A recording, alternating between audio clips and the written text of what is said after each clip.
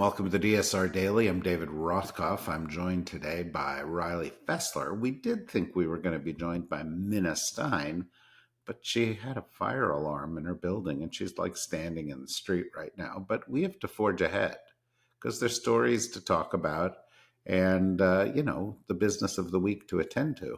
It's a Monday. Riley, what do you got? New York Mayor Eric Adams announced he is dropping his third-party bid for re-election, citing constant media speculation and the withholding of campaign funds. His departure, despite his name remaining on the ballot, narrows the field in the mayoral race where he was running a distant fourth. Former Governor Andrew Cuomo, also a third-party candidate, praised Adams' decision, while Democratic nominee Zohran Mamdani framed Adams' mayoralty as a failure. Adams did not endorse a successor, but warned against extremism and insidious forces using local government for divisive agendas. This guy was terrible. And it brings up an important observation that I make as somebody, who's got a few miles on his odometer about American politics. During the campaign, everybody knew Adams was a terrible candidate and would make a terrible mayor. By virtue of this ranked choice voting that we had in New York at the time and still have,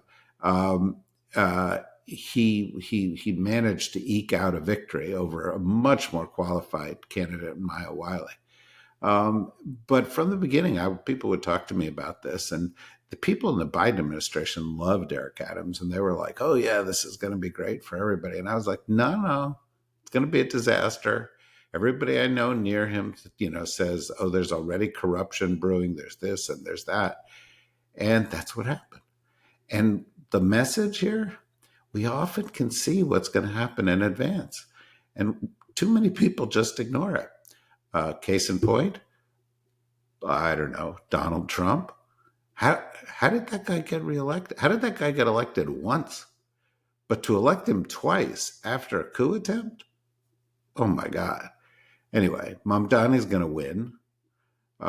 Trump was pushing for this because he thought, well, this will help Cuomo win. But Cuomo's clearly the Trump candidate. The Trump candidate is not going to win in New York City. I mean, to say nothing of the fact that Cuomo's a failed governor who was accused of sex crime. Anyway, here we are. Goodbye, Eric Adams. No one will miss you. Israeli tanks advance toward the heart of Gaza City as President Trump prepares to host Israeli Prime Minister Benjamin Netanyahu at the White House to push a new 21-point peace plan to end the nearly 2-year war. The U.S. proposal calls for a permanent ceasefire and the release of remaining hostages, with Trump expressing confidence that, quote, something special is achievable. However, the plan, described as broad objectives, is met with skepticism and requests for revisions from both Israel and Arab states, who are waiting to see how the Netanyahu meeting impacts the proposal. On the ground, the Israeli offensive in Gaza City continues, worsening the humanitarian crisis while Hamas maintains it will not surrender arms and wants an end to the war in exchange for freeing hostages. Trump's been saying that he's got something cooking for a long time, and Trump acts as though he's got more influence than he does over Netanyahu. Certainly he has more influence than he's been using since the United States has been actively supporting the slaughter in Gaza since Biden, let's be honest, but also through this Trump administration. Will big breakthroughs be produced in the meeting on Monday? I don't know. You may be listening to this after that happened. But my guess is that even, if there are announced breakthroughs, the predisposition of Netanyahu and members of his right-wing coalition to maintain the conflict, also to eradicate not just Hamas, as they said, but essentially the Palestinian presence in Gaza and the West Bank, will lead this crisis to continue and continue. And of course, the fact that the Israeli government has precisely the same disregard for international law that Hamas has suggests that the suffering is also going to continue. So I'm not optimistic, and the people I speak to in Israel are not optimistic. But even a brief respite would be beneficial. So, it's hope for the best, fear the worst. Senate Minority Leader Chuck Schumer plans to use an upcoming meeting with President Trump and congressional leaders to push for an extension of Affordable Care Act subsidies as part of a deal to avoid a government shutdown. However, Republican leaders, including Speaker Mike Johnson and Senate Majority Leader John Thune, remain firmly opposed to adding any Democratic policy priorities to the temporary funding extension, arguing that such debates should happen later. While both sides express a desire to avoid a shutdown before the September 30th deadline, they remain far apart on terms, with Trump acting as a central figure in trying to broker or pressure a last-minute agreement.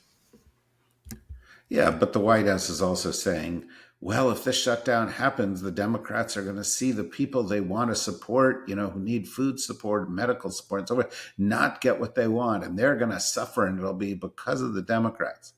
Look, folks, the Republicans control the White House. The Republicans control the Senate. The Republicans control the House of Representatives.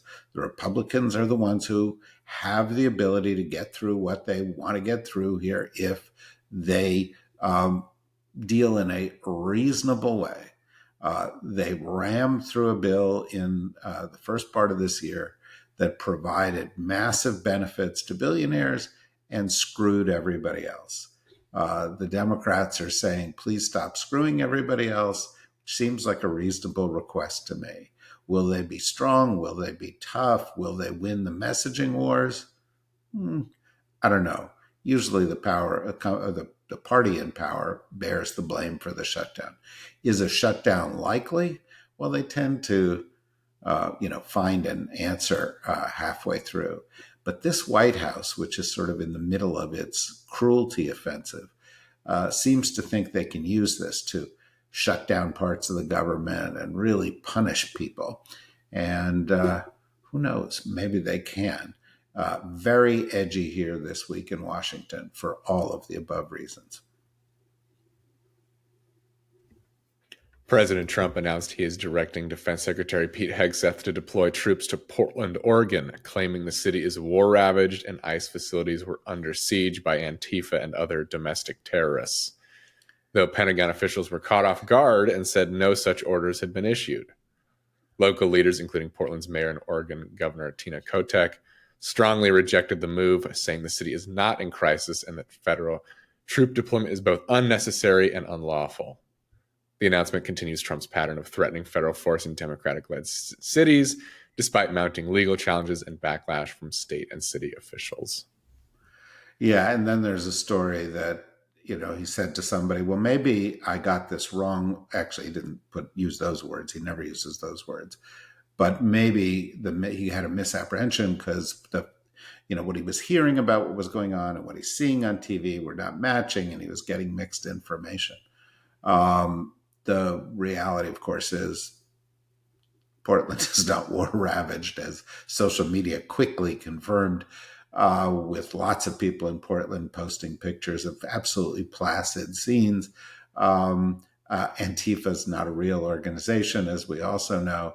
And this is just an old guy flexing his muscles, shouting at the heavens, and every day reminding us that, his grievances with the American people, are going to lead him to punish Americans. Every policy that he has introduced punishes Americans. The wars that he wants to fight are wars against Americans. The people who are supportive of the United States, he also has bones to pick with. The people who are our enemies, he lifts up and embraces. If you can't see the pattern here, go back to my comment on story number 1. It's there, and probably because you're listening to the podcast, it's there. But what's fascinating is that every single day it continues. And do you hear a peep out of a Republican saying, Mr. President, let's not go to war against any more American cities? Nah.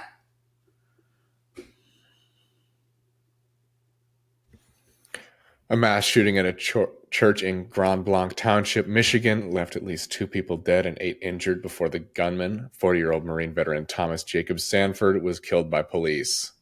Sanford, who had honorably served in Iraq and Japan, drove his pickup truck, adorned with 2 American flags, into the Church of Jesus Christ of Latter-day Saints and opened fire on worshipers before the building caught fire. The shocking attack deeply rattled the small community near Flint, where Sanford was known as a friendly neighbor with no known criminal history. Tragic story. What lies at its core? 400 million guns in the United States, an obsession with guns, the corruption that has allowed the gun industry to purchase the loyalty of Republicans and Democrats alike, our failure to enact reasonable gun legislation. Nobody needs to have a gun. Nobody needs to. I know some of you are going to say, but I go hunting. You don't need to go hunting. Or I needed to defend myself. If nobody had guns, nobody would need it to defend themselves. Or the Second Amendment. Well, higher sources than I have pointed out that the way the Second Amendment is depicted as a complete fraud. It calls for a very, very narrow ability to use guns in the context of well-regulated militias, nothing more.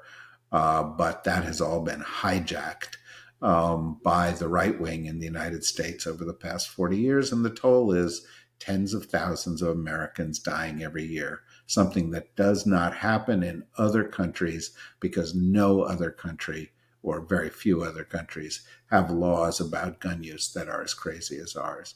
It combines with the fact that mental health care is stigmatized in the United States, it's underfunded in the United States, and the people who are mentally ill don't get the treatment that they need. Combine those two things together, and you'll have what we have, which is a mass shooting every day or two in the United States, immense amount of suffering, kids going to school and cowering in terror because they're forced to run gun drills. It's a preventable tragedy that the leaders in both political parties are not addressing. And it's a sign, yet another sign, that our democracy doesn't work. 90% of Americans want background checks on guns. The vast majority, 2/3 of Americans, want more reasonable steps taken, like a ban on assault weapons.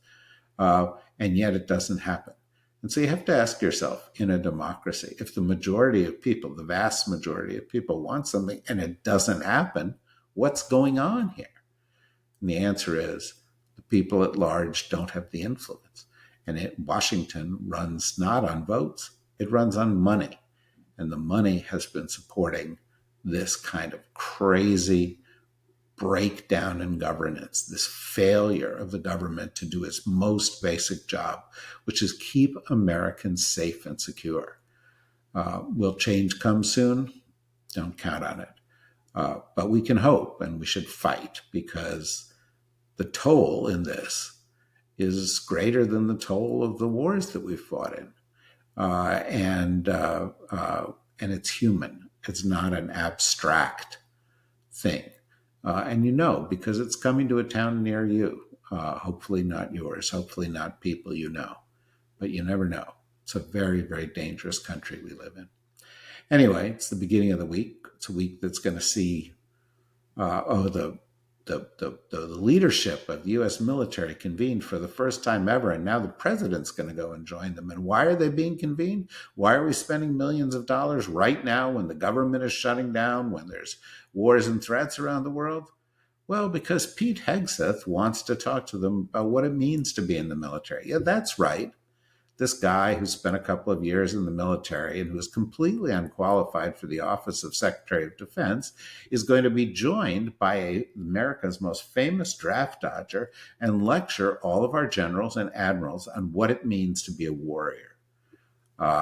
Ludicrous, nauseating, offensive, a dangerous waste of resources? Yeah, it's all those things. And we'll cover that and more here on the DSR Daily and on everything else that we've got coming here on the DSR network. And if you like what we're doing, and we keep hearing that you do, go to the DSR network, click on membership, become a member. If you're already a member, get somebody else to become a member, help support what we're doing.